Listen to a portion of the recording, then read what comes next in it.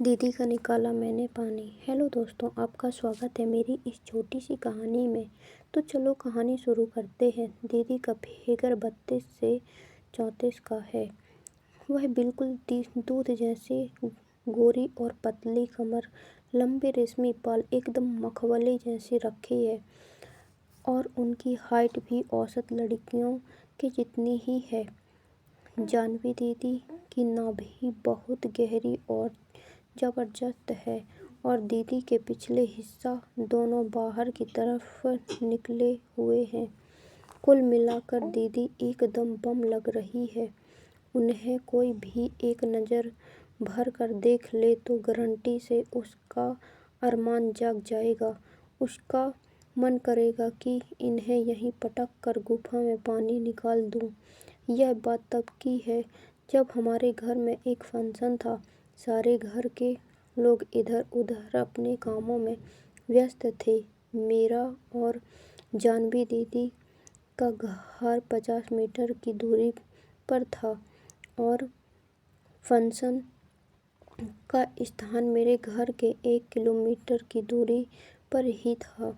मैं और जानवी दीदी दोनों आपस में काफ़ी क्लोज थे और हम दोनों में खूब मस्ती मजाक भी होता था। मस्ती मजाक करते करते कई बार मैं जानवी दीदी के दुपट्टे को उठा देता था, लेकिन वह यह सब देखकर भी कुछ नहीं बोलती थी। मुझे भी पता था कि दीदी अभी पैकमाल है और वह भी मेरी तरह अंदर से खुद बहुत अकेली महसूस करती है। जैसे कि मैं लिखा कि घर के सब लोग अपने अपने कामों में बिजी थे। जानवी दीदी के पापा यानी कि मेरे अंकल मुझे घर से कुछ सामान लाने को बोला। यह काम उनके घर जाकर करना था। घर पर ताला लगा हुआ था तो अंकल ने मुझे चाबियां को गुच्छा पकड़ाते हुए जल्दी से काम करके वापस आने के लिए कहा।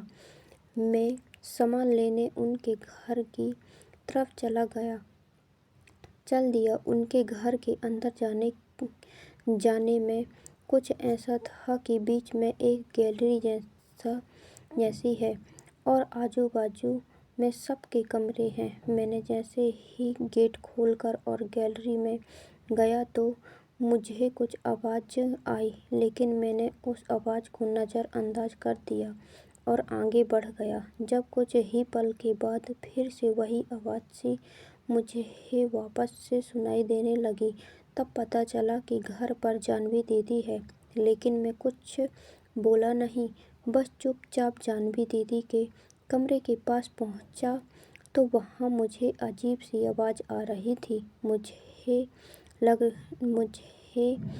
लग नहीं रहा था तो मैं हॉल से देखकर अंदर का नज़ारा देखकर तो मेरे होश उड़ गए। मैंने देखा कि दीदी छोटे छोटे कपड़े पहनकर अपनी फ़ोटो और वीडियो बना रही थी किसी को सेंड करने के लिए।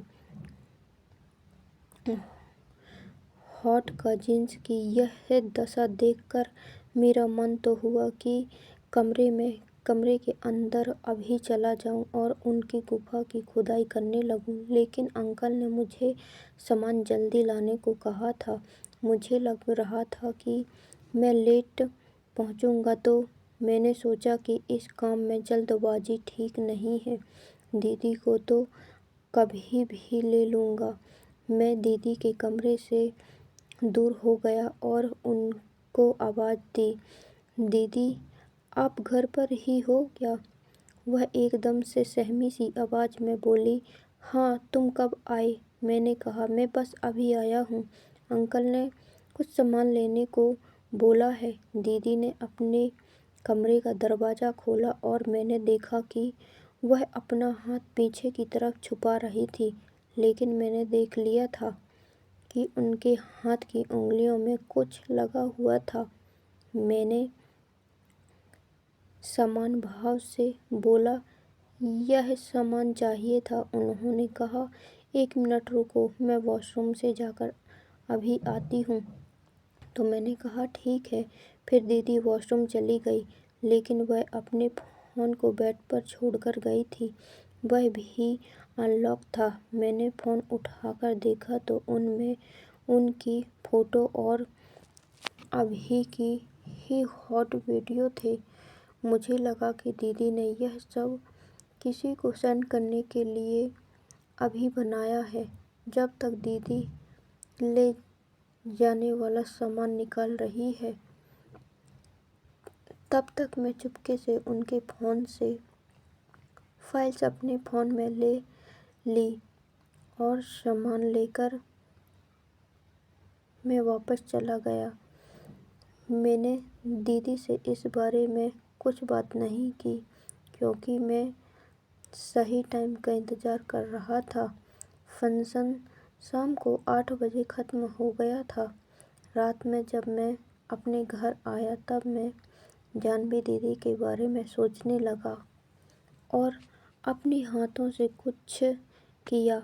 उस वक्त मैं अपने फ़ोन पर उनकी फ़ोटोज़ वीडियो देखने लगा।